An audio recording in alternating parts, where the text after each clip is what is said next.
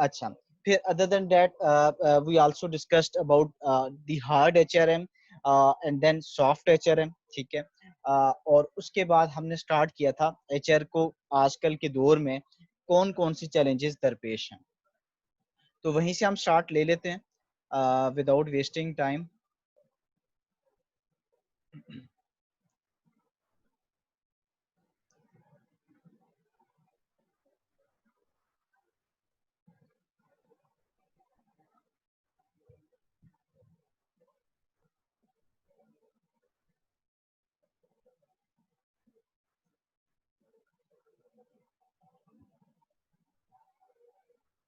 अच्छा, तो कल जो हम बात कर रहे थे वो सबसे पहले हमने एक टेक्नोलॉजिकल चैलेंज की बात की थी कि जितनी भी आजकल ऑर्गेनाइजेशंस हैं, वो पब्लिक सेक्टर हो, प्राइवेट सेक्टर हो, सेमी गवर्नमेंट हो, उनको टेक्नोलॉजी के साथ अपने आप को अपग्रेड करना होगा। अगर वो अपग्रेड नहीं करेंगे, ठीक है, लाइक एक्सेल वर्ड की एग्जिस्टेंस तो अपनी जगह बरकरार है, लेकिन स्टिल अटेंडेंस मेंटेनेंस है या डाटाबेस को मेंटेन करना है या कोई रिकॉर्ड कीपिंग करनी है, तो अकाउंटिंग में बुक कीपिंग, पीस्ट्री जैसे सॉफ्टवेयर्स हैं, एचआर में HRIS, human resource management system जैसे सॉफ्टवेयर्स हैं, मार्केटिंग के अपने हैं, ठीक है, सप्लाई चेन प्रोक्योरमेंट के अपने हैं, सैप के इवन डिफरेंट मॉड्यूल्स हैं हर फंक्शन से रिलेटेड।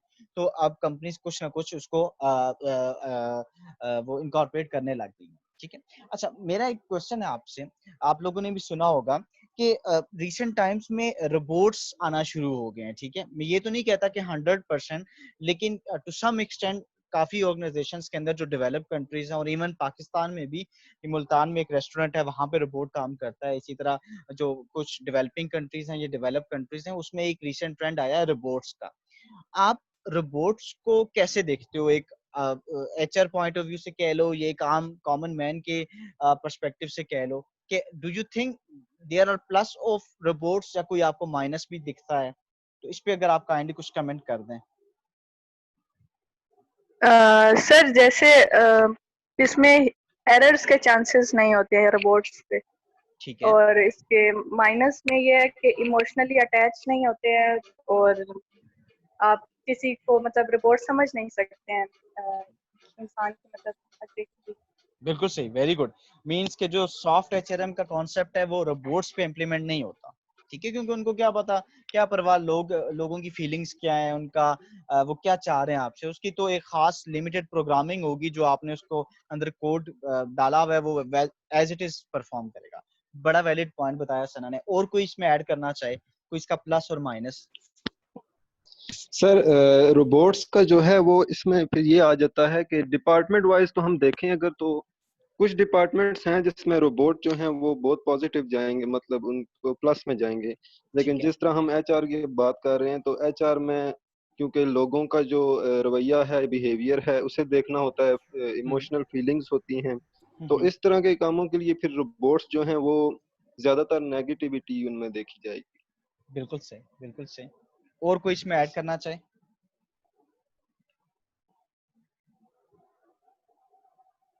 चलें, और कोई भी नहीं है। देखो, जैसे सना सर ने कहा, आकाश ने जी, फरहान। सर मैं ये कहना चाह रहा हूँ कि हम रोबोट्स को इंसान के साथ कभी भी कंपेयर नहीं कर सकते। मतलब अगर एक अच्छे अच्छे वे में अगर देखा जाए तो ये दोनों एक टोटली ऑपोजिट चीजें हैं। हम्म लेकिन प्लस पॉइंट इसका ये मैं कह सकता हूँ कि एक तो ह्यूमन एफर्ट्स जो है वो कम हो जाएंगी।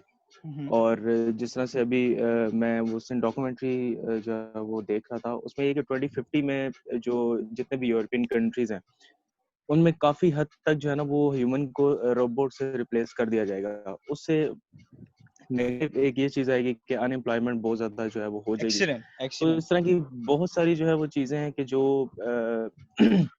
मैं ये कह सकता हूँ कि नेगेटिविटी की तरफ जो है वो लेके जा सकती हैं, और बिल्कुल इसकी सही, काफी ज्यादा जो है वो नेगेटिव इम्पैक्ट पड़ सकता है लोगों पे। बिल्कुल सही। बड़ा खूबसूरत पॉइंट बताया हमजा ने। देखो, नो डाउट जब हम बात करते हैं ना रोबोट्स की, तो कुछ लोग ये भी काउंटर जस्टिफिकेशन देते हैं कि देखो, रोबोट्स बनाने वाले भी तो लोग ही हैं ना, मतलब जो उसकी प्रोग्रामिंग कर रहे हैं, तो उनका तो रोजगार बढ़ रहा है। जितनी रोबोट्स की डिमांड ज्यादा होगी, वो उतना, मतलब रोबोट्स के साथ भी डिफरेंट इदारे तो मुंसलिक है ना, जो उसका कह लो रॉ मटेरियल दे रहे हैं, या जो उसकी प्रोग्रामिंग बैकएंड पे कर रहे हैं, या जो सॉफ्टवेयर का अपग्रेड कर रहे हैं, ठीक है। हम इस चीज को एडमिट करते हैं, लेकिन एक आम जो दिहाड़ीदार मजदूर है, वो चाहे पाकिस्तान जैसा मुल्क हो या कोई भी कंट्री हो, वहां पे रोबोट रिप्लेस कर रहा है एक आम बंदे को, ठीक है। तो इट मींस कि उस आम बंदे का जो घर में चूल्हा तो नहीं जल पाएगा ना, क्योंकि उसकी जगह तो रोबोट आ जाएगा। एक सिंपल सी बात है कि जैसे मैं एक एग्जांपल दे रहा हूँ कि मुल्तान में अगर एक रोबोट एक रेस्टोरेंट में काम कर रहा है, ठीक है, और आल्दो उसकी फंक्शनैलिटी लिमिटेड है, यानी कि वो ऑर्डर रिसीव करता है और सर्व कर देता है, ठीक है, लेकिन स्टिल उस जगह पे अगर एक बंदा हायर होता तो ऑब्वियसली वो 15,000 ले, 18,000 ले, 12,000 ले, जो भी ले, वो कुछ ना कुछ तो घर जाके उसको मतलब अपने घर वालों को फीड कर सकता है ना, ठीक है। तो ये एक बहुत बड़ा क्वेश्चन मार्क है कि नो डाउट इससे प्लस हैं, इसके फायदे हैं, इसमें कोई शक नहीं है, ठीक है, लेकिन इसके नुकसानात भी काफी हैं। तो आप जब भी कोई इस तरह का डिसीजन करते हो तो आप बैलेंस अप्रोच के साथ चलते हो। ऐसा नहीं है कि उसके आप एक साइड को देखो और दूसरी तस्वीर के दूसरे रुख को नहीं देखो, ठीक है। तो हमने बैलेंस अप्रोच के साथ चलना होता है, प्लस माइनस दोनों देखने होते हैं, ठीक है। तो ये टेक्नोलॉजिकल कुछ इश्यूज हैं एचआर डिपार्टमेंट में। Now coming towards the second issue, मैंने कल भी कहा था कि ये कुछ इश्यूज में डिस्कस करूंगा, लाजमी नहीं है कि हम हर एक इशू को डिस्कस करें, सिर्फ एक अंडरस्टैंडिंग के लिए हम कुछ मसले लिस्ट डाउन कर रहे हैं। फिर कल भी कासिम से मेरी बात हुई थी, आप लोगों ने भी कहा कि जो राइट कैंडिडेट को ढूंढना है ना, देखो वो एचआर की ड्यूटी होती है कि सही जगह पे सही बंदा लगाएं, सही जगह सही स्किल्स के साथ सही राइट टाइम पे, ठीक है। वो मिलना थोड़ा सा मुश्किल है on a serious note, without even knowing the fact कि आपके पास सप्लाई में लोग भी बहुत ज्यादा हैं, ठीक है, ठीक है, एक रीजन है। फिर वो जो कासिम ने कल बात की थी, और इनफैक्ट हर बंदा ऐसा करता है कि जब वो जॉब हंटिंग कर रहा होता है और उसे कोई जॉब नहीं मिल रही होती, तो वो एक एक दिन में 15-15, 20 जॉब्स में अप्लाई करता है, चाहे वो रेलिवेंट हो चाहे वो इररेलिवेंट हो। ऑब्वियसली उसने अपनी फैमिली को फीड करना है, उसने अपनी फैमिली, उसकी फैमिली उस पर डिपेंडेंट है, ठीक है। तो उस केस में भी हम समटाइम्स इररेलिवेंट जॉब्स में भी अप्लाई करने लग जाते हैं, ठीक है। और फिर उसके बाद ये है कि एक एक मेजर वजह ये भी है कि लाजमी नहीं है कि जो पेपर वर्क पे स्ट्रांग होता है वो ऑन ग्राउंड भी अच्छा परफॉर्म करे, ठीक है। क्या पता, मैं किसी को हिट नहीं कर रहा, सिर्फ एक बात कर रहा हूँ, इट्स नॉट नेसेसरी कि जिसका 4 सीजीपीए टोटल होगा तो वो बहुत ही कोई एक्स्ट्रा ऑर्डिनरी पर्सन होगा, ठीक है। हाँ, वो हार्ड वर्कर जरूर है, आई एडमिट, लेकिन क्या पता वो ऑन ग्राउंड जाके मार खा जाए। ऐसा भी पॉसिबल है कि शायद 2 CGPA वाला, ठीक है, जो बड़ी स्ट्रगल करता रहा अपनी एकेडमिक करियर में, ठीक है, लेकिन शायद उसकी जो वो बड़ा एक्सट्रोवर्ट हो, उसकी बड़ी स्किल्स हो, बड़ी उसके पास नेटवर्किंग अच्छी हो, ठीक है, कम्युनिकेशन स्किल्स उसकी बेहतर हो, शायद वो एक एक्स्ट्रा ऑर्डिनरी परफॉर्म कर ले, ठीक है। तो सही बंदे को पिक करना बहुत मुश्किल है और इसके लिए बहुत ज्यादा टाइम और एफर्ट रिक्वायर होता है, ठीक है। तो ये एक बहुत बड़ा चैलेंज है कि अब सही बंदा ढूंढने कहाँ से, जहाँ पे ऑलरेडी इतनी ज्यादा सप्लाई है, ठीक है।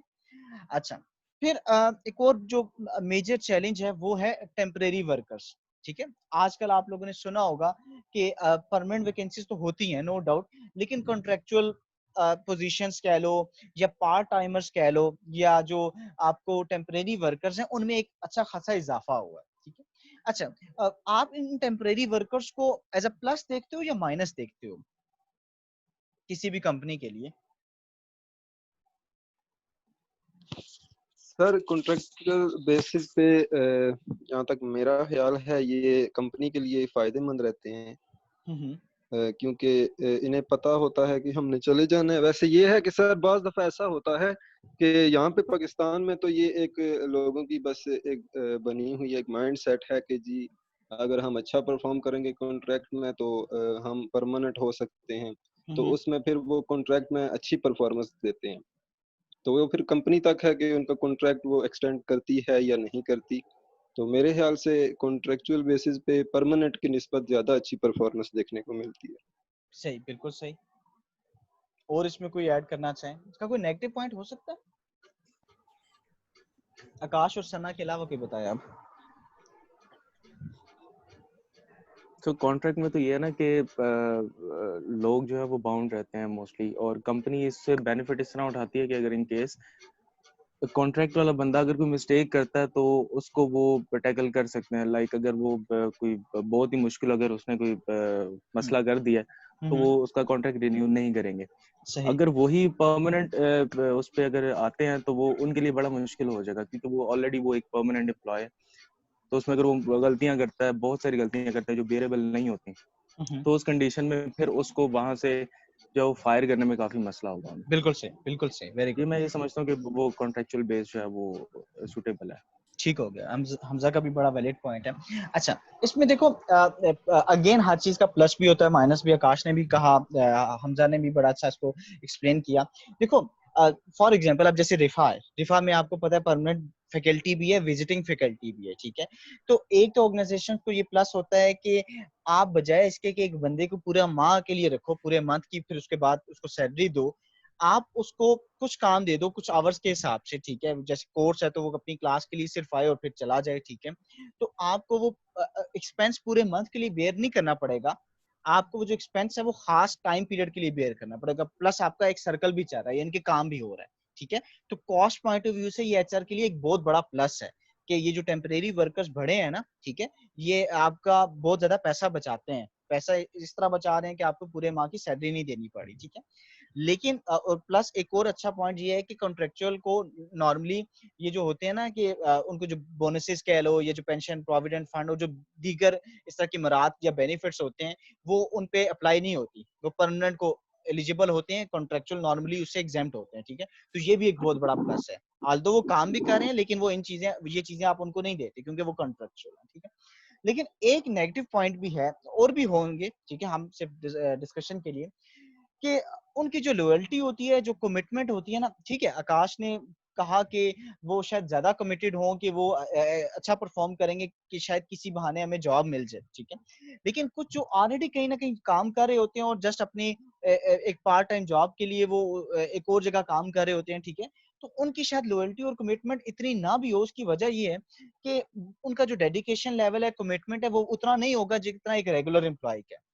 रेगुलर एम्प्लॉय को ये फेयर लाजमी होगा यार शायद मुझे निकाल दें। जो पार्ट टाइमर उसे पता है यार मैं तो यहाँ पे वो दिहाड़ी टाइप मतलब मजदूर हूँ, ठीक है, इधर निकाला कल को कहीं और सही, ठीक है। तो ठीक है वो कमिटमेंट शो करेगा, लेकिन शायद उसकी कमिटमेंट का वो लेवल ना हो जो एक परमानेंट एम्प्लॉय को, ठीक है। तो ये थोड़ा सी वेरिएशन जरूर आती हैं, ठीक। तो ये भी एक चैलेंज है। अच्छा, have you read about diversity? आपने डाइवर्सिटी के बारे में सुना हुआ है? Yes sir. अच्छा, कोई बता सकता है डाइवर्सिटी कैसे एचआर के लिए चैलेंज हो सकता है?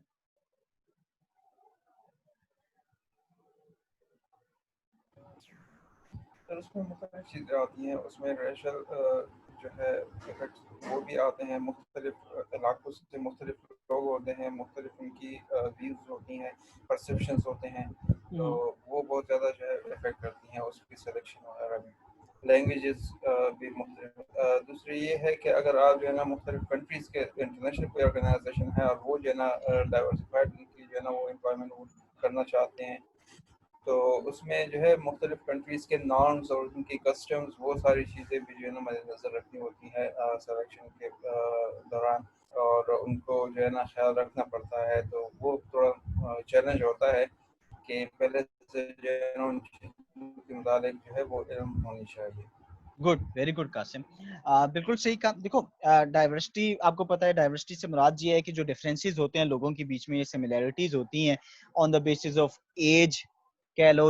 अब छोटा मतलब यंगर एम्प्लॉयज भी कंपनी के अंदर काम कर रहे होते हैं, ओल्डर भी कर रहे होते हैं, मिड एज वाले भी होते हैं। फिर जेंडर की बेस पे भी डाइवर्सिटी है, ठीक है, मेल्स भी हैं, फीमेल्स भी हैं। और एक रिसेंट एडिशन जो आया है वो ट्रांसजेंडर्स का भी कोटा हुआ है, जो कि एक बहुत बड़ा प्लस पॉइंट है, ठीक है। फिर इसी तरह डिफरेंट कल्चर से जो बिलोंग करते हैं, ठीक है, पख्तून भी मिलेंगे, पंजाबी भी मिलेंगे, आपको सिंधी भी मिलेंगे एक ही कंपनी के अंदर, ठीक है। फिर अब तो इवन डिफरेंट नेशनैलिटीज के लोग आपको एक कंपनी के अंदर मिलते हैं।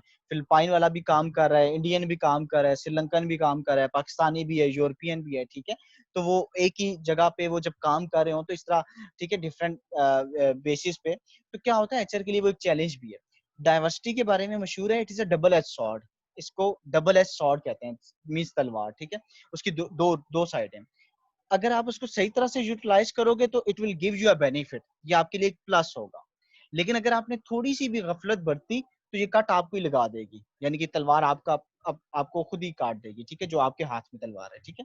तो इसको सही तरह से मैनेज करना प्लस है, सही से मैनेज नहीं करोगे तो ये आपके लिए माइनस बनेगा, ठीक है। मैं आपको कुछ 2-3 एग्जांपल्स दे देता हूँ on the basis of my experience, ताकि आपको थोड़ा सा इसकी अंडरस्टैंडिंग हो जाए। मैं एनएलसी में था, नेशनल लॉजिस्टिक्स सेल में। तो वहाँ पे डाइवर्सिटी है, ठीक है, वहाँ पे मतलब डिफरेंट नेशनलिटीज के भी लोग हैं, एज के भी हैं, जेंडर सारा कुछ, ठीक है। तो आप इसको गिलगिती है वैसे? अच्छा, कोई भी नहीं है। गिलगिती वैसे तो नो डाउट बहुत ही मेहनती लोग हैं, ठीक है, हार्ड वर्किंग है, उसमें कोई शक नहीं है। और उनका एक जो प्लस पॉइंट है वो बहुत यूनाइटेड है, यूनिटी उनमें बहुत ज्यादा है, ठीक है, पंजाबियों में भी है, पठानों में भी है, लेकिन गिलगितियों का जो मैंने यूनिटी लेवल देखा ना वो कमाल का है, ठीक है। एक बार ये हुआ कि हमने वो अपने गिलगिती जो थे हमारे पास टीम में लोग थे, उनके हमने एम्प्लॉय कार्ड्स इश्यू करने थे, ठीक है। तो वो कोई 15-20 का ग्रुप था, तो उसमें से 19 लोगों का तकरीबन वो हो गए, कार्ड्स इश्यू हो गए, एक बंदे का नहीं हो रहा था, ठीक है।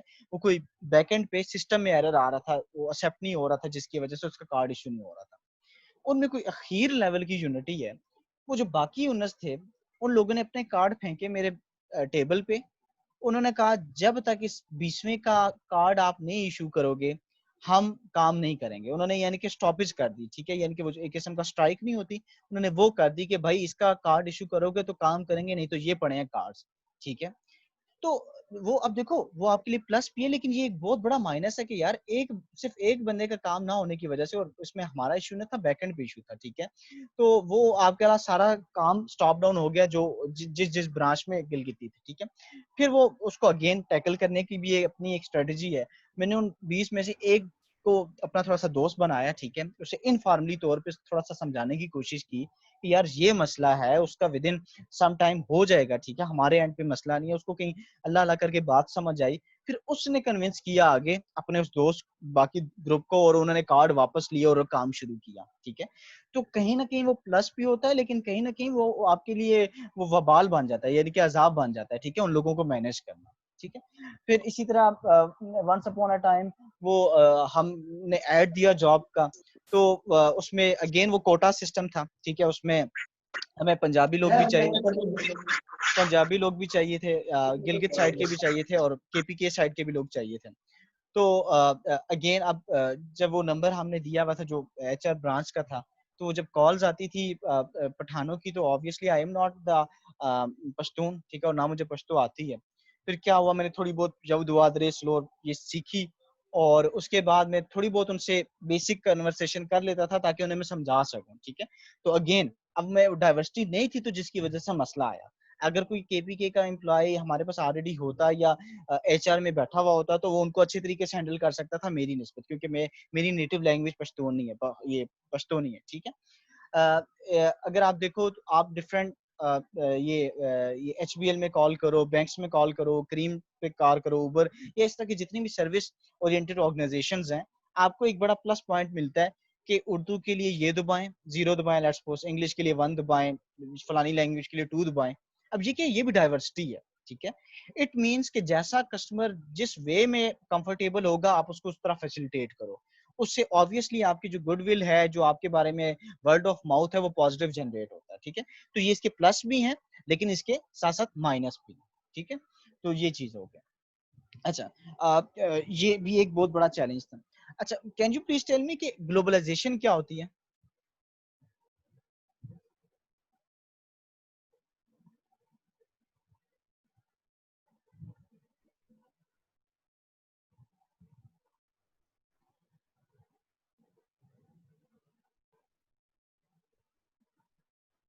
ग्लोबलाइजेशन का किसी को आइडिया है?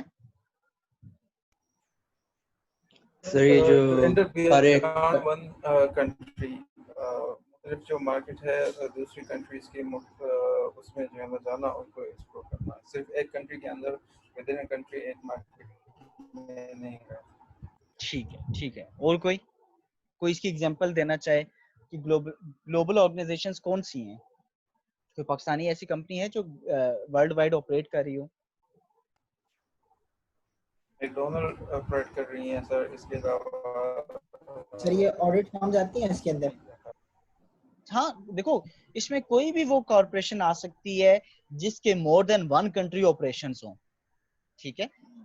जैसे ओजीडीसीएल है, इवन रिफा है, ठीक है। रिफा का एक मुश्तरका कैंपस है रसूल खैमा में, ठीक है। तो इट मीन्स कि ये भी इसीलिए तो इसको रिफा इंटरनेशनल यूनिवर्सिटी कहते हैं।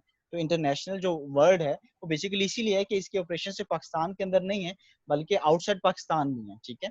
तो ग्लोबलाइजेशन का चैलेंज कैसे है कि आजकल कंपनी सिर्फ अपनी एक खास हदूद के अंदर कम्पीट नहीं कर रही होती, बल्कि they try to increase their branches या setups in other countries as well. ठीक है, पेप्सी देखो, नेस्ले देखो, कोका कोला देखो, ठीक है, मैकडोनल्ड्स देखो, ठीक है, जितने भी बड़ी ऑर्गेनाइजेशंस हैं, ठीक है, ओजीडीसीएल है, डेस्कॉन इंजीनियरिंग है, ठीक है, इन सब के इंटरनेशनल सेटअप्स भी हैं, प्लांट्स कह लो या सेटअप्स हैं, ठीक है। तो ये तो हम सब बचपन से सुनते आए हैं कि जैसा देश वैसा भेष। लाजमी नहीं है कि जो उनकी जो नॉर्म्स वैल्यूज पाकिस्तान में एग्जिस्ट करते हैं वो वही नॉर्म्स वैल्यूज वहां भी लेके जाएं, ठीक है, वहां के चेंज होंगे, ठीक है। ऑब्वियसली आपको उस कल्चर के अकॉर्डिंगली अपने आप को ढालना होगा, ठीक है। जैसे कुछ कंट्रीज हैं, जैसे फ्रांस वाली साइड पे जो वो वाली पट्टी है, आप अगर आपने अपनी प्रोडक्ट की एडवर्टीजमेंट करनी है तो आपको उनकी नेटिव लैंग्वेज में ऐड देना पड़ता है, ना कि अपनी जुबान में आपको ऐड देना पड़ता है, ठीक है। यहाँ पे तो हम चाहे जिस मर्जी लैंग्वेज में दे देना, वहाँ के अपने रूल्स एंड रेगुलेशंस हैं, फिर आपको वो फॉलो करने पड़ते हैं, ठीक है।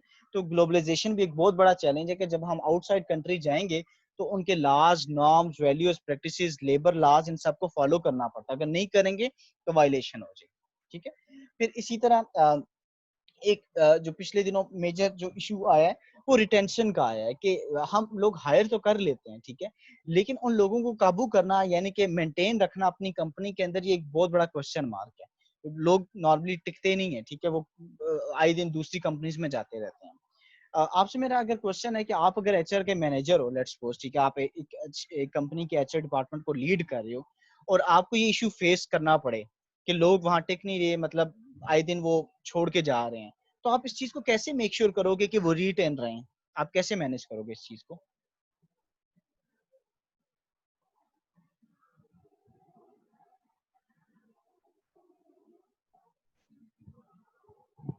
सर उनसे फीडबैक लिया जा सकता है, मे बी आपके बिहेवियर में प्रॉब्लम हो जिसकी वजह से वो टिक ना रहे हो, उनको पसंद ना आ रहा हो आपका बिहेवियर।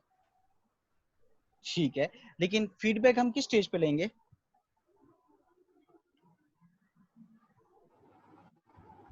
सर एक मैं कासिम आपकी तरफ आता हूँ, एक सेकंड। कासिम मैं आता हूँ, एक सेकंड। मुकद्दस, हम फीडबैक किस स्टेज पे उनसे लेंगे? सर यही जॉब, मतलब जैसे अब आप कोई एचआर मैनेजर है, वो बहुत ज्यादा सख्ती से बात करता है किसी से, या वो मतलब बेइज्जती कर देता है किसी की, तो फिर इस तरह तो लोग वहाँ पे जॉब नहीं करते, उनको इन्वायरमेंट नहीं ठीक लगता। ठीक है, तो फिर उनसे इस मामले में फीडबैक लिया जा सकता है कि आपको मैनेजर अगर मेरे एंड पे क्या प्रॉब्लम है, अच्छा, वैसे या मेरा एक क्वेश्चन है ज्यादातर लोग मुकद्दस, यहाँ से। मेरा एक क्वेश्चन है कि नॉर्मली आप एग्जिट इंटरव्यू का आपने सुना होगा, ये शायद टर्म आपने सुनी हो कि एग्जिट इंटरव्यू होता है जहाँ पे क्या होता है कि एक बंदा जब छोड़ के जा रहा होता है ना, तो आप बिल्कुल आखिर में उससे एक एग्जिट इंटरव्यू लेते हो जिसमें आप उससे पूछते हो कि आपने इसमें क्या अच्छा पाया, क्या बुरा पाया। लेकिन लोग उसमें हमेशा झूठ बोलते हैं, मेजोरिटी। उसकी एक वजह है कि अगर वो आपको सही सही बता देना कि आपकी कंपनी में क्या मसले हैं, तो कंपनीज उसका सर्टिफिकेट रोक देती हैं। जो मिलता है ना एम्प्लॉयमेंट सर्टिफिकेट, किसने हमारे पास इतना अरसा गुजारा, या शायद उसका प्रोविडेंट फंड रोक दें या पेंशन रोक दें या जो भी बेनिफिट मिलता है, ठीक है, तो बेचारे उस टाइम भी झूठ बोलते हैं। तो कैसे मेक श्योर किया जाए कि जेन्युइन फीडबैक आपके सामने आए, बीइंग द एचआर मैनेजर? मेरा पॉइंट समझ सर आया आपको? कस्टमर की बात है। मेरा पॉइंट समझ आया आपको? यस सर, समझ आ रहा है। उन्हें मछली ले लिया जाए फीडबैक के, उनके नेम वगैरह ना कहीं पे मेंशन हो, हाँ, ये एक वो काम हो ऐसे सकता है, बताएं। ये एक काम हो सकता है कि बजाय हम एग्जिट इंटरव्यू का वेट करें कि जब बंदा जाए तभी लें, क्योंकि वो कभी भी आपको ऑनेस्ट ओपिनियन एग्जिट के टाइम पे नहीं देगा। हर बंदा कोशिश यही करता है कि जो उसका एंड हो ना, एंड नोट, वो हमेशा अच्छे पे हो, इख्तिताम अच्छा हो, ठीक है, क्योंकि क्या पता कल को फिर उसको आपसे काम हो, तो वो चाहे अंदर से चाहे जितना मर्जी सड़ा हुआ हो, ठीक है, जितना मर्जी उस पर आपने जुल्म किया हो, ही और शी विल ट्राई कि मैं इनको अच्छे रिमार्क्स दूं ताकि ये मेरा कोई सर्टिफिकेट ना रोक दें, या कल को अगर मैं कहीं नई जॉब पे जाता हूँ और मुझे रेफरेंस देना पड़ जाता है, तो मैं अगर इनका रेफरेंस दूंगा ये तो कहेंगे ये बड़ा मतलब वो एग्रेसिव बंदा है, ये तो हमारी बात नहीं सुनता था। तो कुछ लोग क्या करते हैं, मजबूरी के तहत ऑब्वियसली उनको वो फिर झूठ बोलना पड़ता है। मैं ये नहीं कह रहा कि झूठ को सपोर्ट नहीं कर रहा, लेकिन ये कर जाते हैं वो। तो आप बेहतर है कि आप टाइम टू टाइम 6 माह बाद, साल बाद अनोनिमस फीडबैक खुद ही ले लिया करो, ताकि किसी को ये भी डर ना हो कि यार अगर इसको मेरा नाम पता चला, ठीक है, तो ये कहीं मेरी सैलरी ना रोक दे या मेरे साथ पर्सनल ना हो जाए। तो आप बगैर नाम के उनसे ऑनेस्ट फीडबैक ले सकते हो। Very well done. जी कासिम, आप कुछ कह रहे थे? सर यही सॉरी, यही चीज़ें थी। मतलब इसके लिए जो है एचआर डिपार्टमेंट अपने पास एक ग्रीवेंस सेल जो है ना वो बना के रखता है, और वही जो है ना कंटिन्यूसली जो है फीडबैक भी एम्प्लॉय से जो है ना वो ले रहे होते हैं। फर्दर अगर जो है ना कोई इस तरह के इश्यूज जो है ना वो आ रहे होते हैं एम्प्लॉयज़ या मैनेजमेंट के बीच, या किसी मैनेजर का किसी एम्प्लॉय, या जो है ना उसकी दूसरी कोई करियर बेस्ड इश्यूज होते हैं, तो उसको टाइमली रिजॉल्व करने के लिए वो सेल जो है वो काम कर रहा होता है। तो ये जिस तरह आपने कहा एग्जीक्यूटिव जो होते हैं उसकी जो उनकी फीडबैक जो है ना वो सही नहीं होती ज़्यादातर उसी बेस पे। तो उससे पहले जो ये सेल अगर जो है ना ऑर्गेनाइजेशन में होती हैं तो वो उसमें जो है सही तरीके से और करेक्ट इंफॉर्मेशन लेने में वो बहुत अहम किरदार अदा कर सकते हैं। बिल्कुल सही, वेरी वेरी गुड। अच्छा, फिर जो एचआर है ना उसमें दो तरह की फील्ड्स होती है normally, HR management as a career field. एक को कहते हैं एचआर जर्नलिस्ट और एक को कहते हैं स्पेशलिस्ट, ठीक है। जर्नलिस्ट से मुराद क्या है कि मतलब जैसे जनरल है ना, जेनेरिक बात करना, ठीक है। तो इट मींस के ये जो एचआर जर्नलिस्ट का ओहदा होता है इसमें आप जनरली तमाम एचआर की ड्यूटीज परफॉर्म कर रहे होते हो। वो ड्यूटीज कौन कौन सी हो सकती हैं? शायद आप रिक्रूटमेंट सिलेक्शन भी कर रहे हो, आप ओरिएंटेशन भी कर रहे हो, आप ट्रेनिंग एंड डेवलपमेंट भी कर रहे हो, आप सर्विस को मैनेज करना, कंपनसेशन भी कर रहे हो, आप परफॉर्मेंस अप्रेजल भी कर रहे हो। तो ये जेनेरिक में सारी ड्यूटीज आ जाती है, ठीक है। जो दूसरा होता है एचआर स्पेशलिस्ट, उससे मुराद क्या है कि आप एक खास फंक्शन में स्पेशलाइज्ड हो और आप खाली वो काम करते हो। जैसे मैंने कल आपसे कहा था कि ओजीडीसीएल का ओजीटीआई एक सेपरेट डिपार्टमेंट है जो ट्रेनिंग एंड डेवलपमेंट को देख रहा है। तो उसके अंदर जितने भी लोग होंगे obviously they are specialised in टी&डी, ट्रेनिंग एंड डेवलपमेंट, ठीक है। अगर कोई खाली पे रोल और कंपनसेशन को डील कर रहा है तो इट मींस ही और शी इज स्पेशलाइज्ड इन पे रोल एंड कंपनसेशन मैनेजमेंट, ठीक है। अगर कोई खाली हायरिंग को देख रहा है, रिक्रूटमेंट एंड सिलेक्शन को, तो इट मींस ही और she specialised in recruitment and selection, ठीक है। तो ये दो तरह के डिफरेंट डोमेन्स हैं। एक जेनेरिक है, ठीक है, जिसमें सारी ड्यूटीज आपको परफॉर्म करनी पड़ जाती हैं, और एक स्पेशलिस्ट है जिसमें आप खास एक हदूद के अंदर अपने आप को लिमिटेड कर देते हो, ठीक है। लिमिटेड एक लिहाज से ठीक भी होता है, एक लिहाज से गलत भी है। ठीक इसलिए है कि आप एक फील्ड के एक्सपर्ट बन जाते हो, लेकिन लिमिटेड थोड़ा सा इस तरह है कि शायद कल को कोई भी जॉब आए तो शायद आपको वो कहें कि आपने तो सारा अरसा एक ही जगह काम किया, आपको शायद बाकी ड्यूटीज पे इतनी कमांड ना हो, तो कहीं ना कहीं इसको नेगेटिव भी परसीव किया जाता है, ठीक है। अच्छा, इसमें डिफरेंट तरह की सर्टिफिकेशंस भी होती हैं। शायद आपने नाम सुना हो, CHRP है, CHRM है, certified human resource practitioners, certified human resource managers, ठीक है। इसमें डिफरेंट डिप्लोमास भी हैं। तो जो जो लोग आप में से आगे जाके अगर कोई एचआर का करियर परसू करेगा, तो अगर वो इनमें से कोई एक का सर्टिफिकेशन कर ले तो आपको एक एज मिल जाता है। एज इन अ सेंस कि देखो, सब लोगों ने कहीं ना कहीं एमकॉम या एमबीए किया होगा, ठीक है। किसी ने ये है कि किसी और यूनिवर्सिटी से किया होगा, आपने किसी और से किया है, ठीक है। इतना फर्क तो नहीं होता ना, ठीक है। स्किल्स भी ऑलमोस्ट टू सम एक्सटेंड, ये तो नहीं कहता कि सबकी एक जैसी होती है, लेकिन उसमें भी कोई इतनी वेरिएशन नहीं होती। तो आप अपने आप को यूनिक कैसे बना सकते हो? कोई सर्टिफिकेशन आपने की हो, कोई डिप्लोमा किया हो, ठीक है, कोई आपने इस तरह का कोर्स किया हो जो आपको स्टैंड आउट करे, तो उससे आप एक स्टेप आगे हो जाते हो एज कम्पेयर टू अदर जो कंपेटिटर्स होते हैं, ठीक है, या अदर कैंडिडेट्स होते हैं। तो उसमें ये चीज भी एक है। अच्छा, वी हैव 5 मिनट्स। अभी तक कोई क्वेश्चन है तो पूछ लो, फिर इंशाल्लाह हम नेक्स्ट टॉपिक पे जाते हैं नेक्स्ट सेशन में।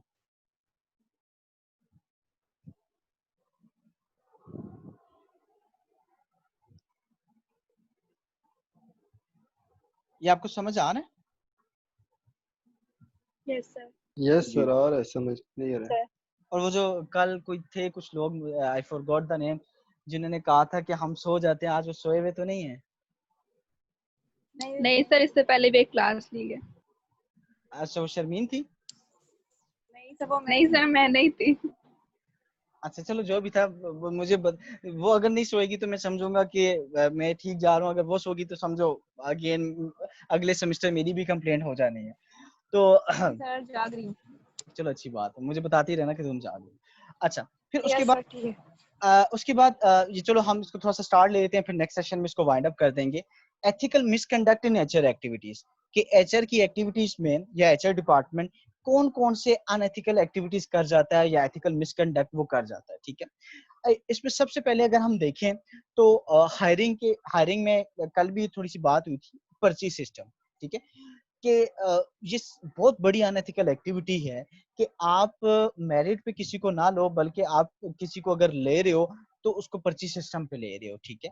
उससे हो क्या रहा है कि जो डिजर्विंग लोग हैं, जो मेरिट पे जिन लोगों ने आना है, उनके साथ एक्सप्लॉयटेशन हो रही है, इस्तेसाल हो रहा है उनका, ठीक है, क्योंकि वो डिजर्व करते हैं ना, लेकिन आप उनको उनका राइट नहीं दे रहे, बल्कि वो राइट किसी और को दे रहे हो।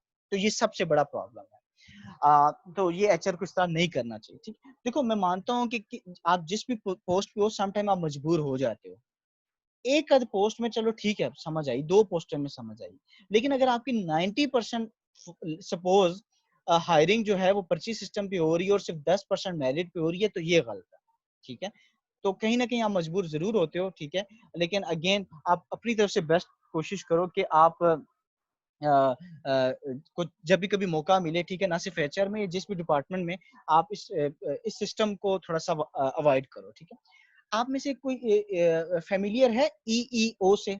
ये एक टर्मिनोलॉजी यूज होती है, EEO. Can somebody tell me what it stands for?